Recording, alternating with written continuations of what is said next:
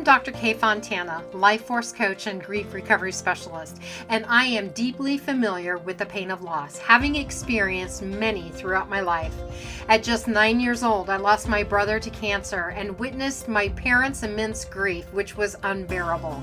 Years later, my mother lost her battle with Alzheimer's, and then my father was diagnosed with cancer and passed away a week after his diagnosis.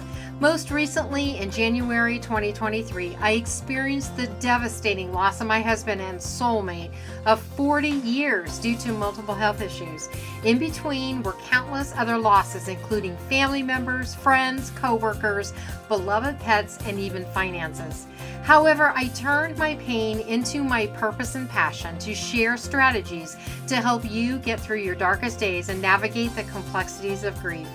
This is the Healing Our Grieving Hearts podcast. In today's episode, we're exploring the connection between grief and intuition. I'm so honored you've joined me here in this sacred space, a space for healing, for remembering, for deep feeling, and for finding our way forward after profound loss. Today's episode is one that touches something deeply personal in my own journey. We're exploring the connection between grief and intuition, how loss can awaken a deeper inner knowing, and how that intuitive voice can guide us through the darkest nights of the soul. There's something mysterious that happens when our hearts break open, and today we're going to talk about how grief doesn't just bring pain, it can bring a kind of spiritual awakening. When I lost my husband, my love, my soulmate, everything inside me felt shattered. I couldn't hear anything but the sound of my own grief. And yet something surprising happened. In that silence, the aching stillness, I began to feel something else rising within me. At first, it was just a feeling, a nudge here, a whisper there. I'd hear a song at just the right moment. I'd feel drawn to pick up an old journal or pull a book off the shelf and find exactly the message I needed.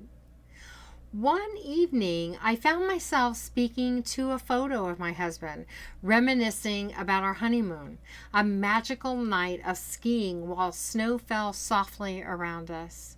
I smiled as I recalled the music we played driving back to the cabin, how peaceful it felt, how alive we were in that moment. Mid-conversation, I suddenly remembered something I needed to do on my computer and stepped away, promising I'd be right back. When I unlocked my computer, iTunes unexpectedly opened, and the very song I had just mentioned began to play. I hadn't listened to that song since his passing, over 1.5 years earlier. Was it coincidence? Or was it intuition, spirit, or love reaching through the veil? In that moment, I didn't need to define it. I simply knew I was being held and reminded that love finds a way to speak, especially when we're open enough to listen. My intuition was powerfully awakened during the 10-year memorial anniversary of the Granite Mountain Hot Shots, a solemn yet deeply moving event in Prescott, Arizona.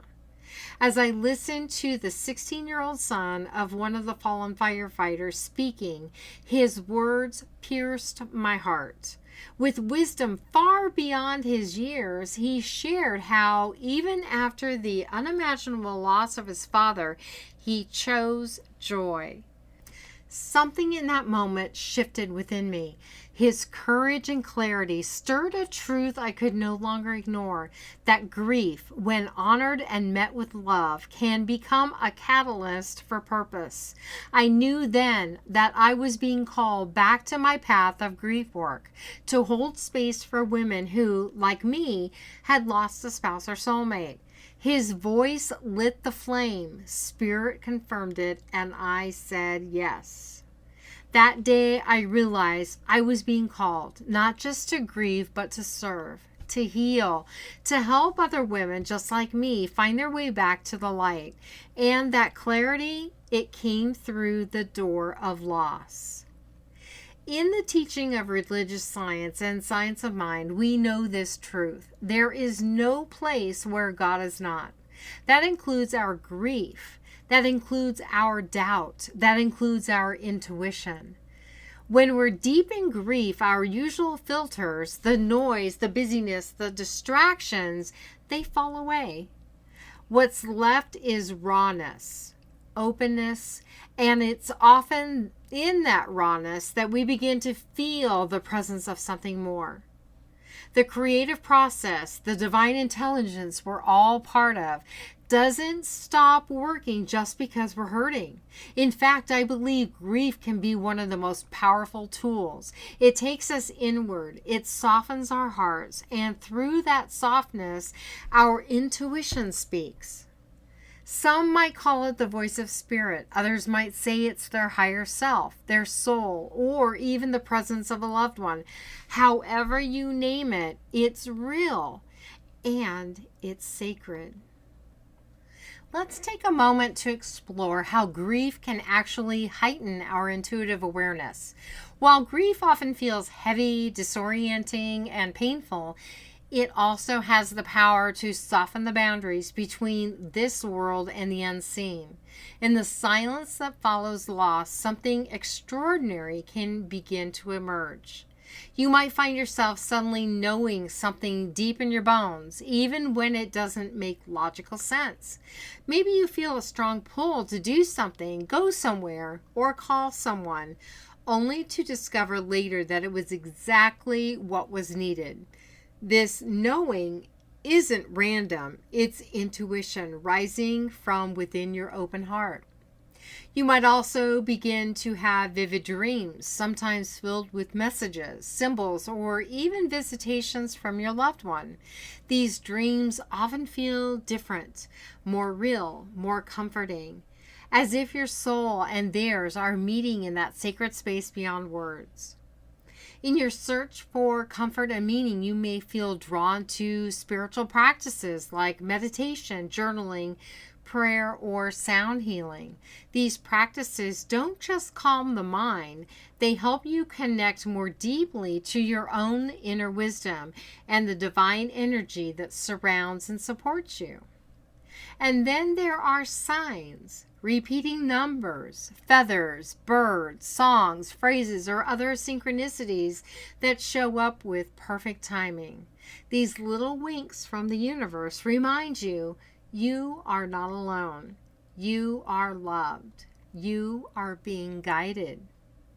The number 11 has become a steady presence in my life, showing up daily as a quiet nudge from spirit, often called the messenger or spiritual illuminator. The number 11 carries energy of insight, intuition, and spiritual awakening. Seeing 11 or 1111 is often seen as a nudge from the universe, a reminder to pay attention to your thoughts and inner knowing. It's also linked to soul alignment, the idea that you're on the right path, even if it doesn't yet make sense logically. In grief, 11 can be a sign that your loved one is near, encouraging you to trust the whispers of your heart. Think of 11 as a portal, a gateway to divine messages and intuitive insight. Another number that frequently crosses my path is 33, which is known as the master teacher or master healing in numerology. It embodies compassion, emotional healing, and service to others, especially through spiritual or creative work. Seeing 33 may be a message that you are being called to share your gifts, wisdom, or healing presence with others. For me, this number might affirm my path of helping other grieving hearts, transforming my own loss into service. 33 is a sacred reminder your pain has purpose, your love has power. Grief opens the heart, and an open heart is a channel, a sacred portal where divine love and intuitive knowing can flow through. So I ask you gently, have you noticed your intuition speaking more clearly since your loss? If so, trust it. It's not your imagination, it's part of your healing.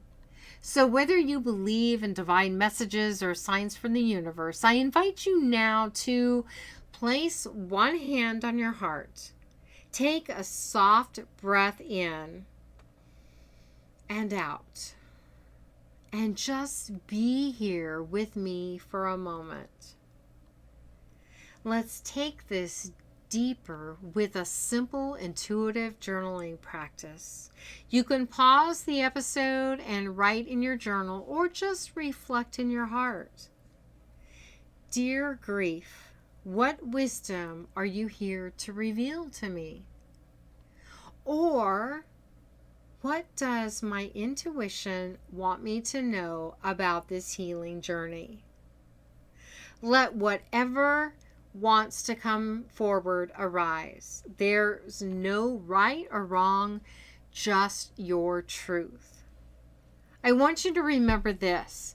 Grief is not the end of your story.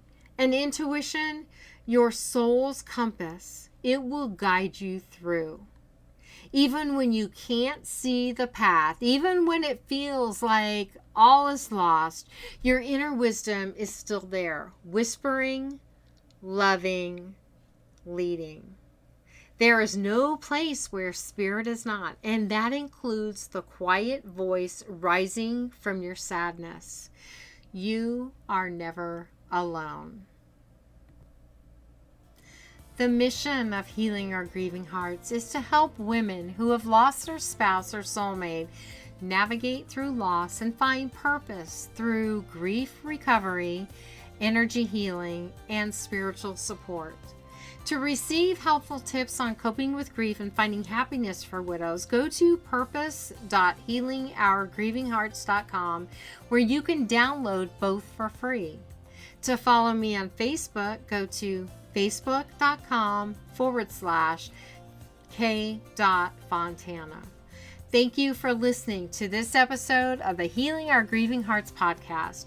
Remember, you are not alone in your grief, and your experiences and emotions are valid. Join me next Saturday at 10 a.m. Arizona time as we continue to explore the human experience and the role of therapy and counseling in healing. Until then, be kind to yourself.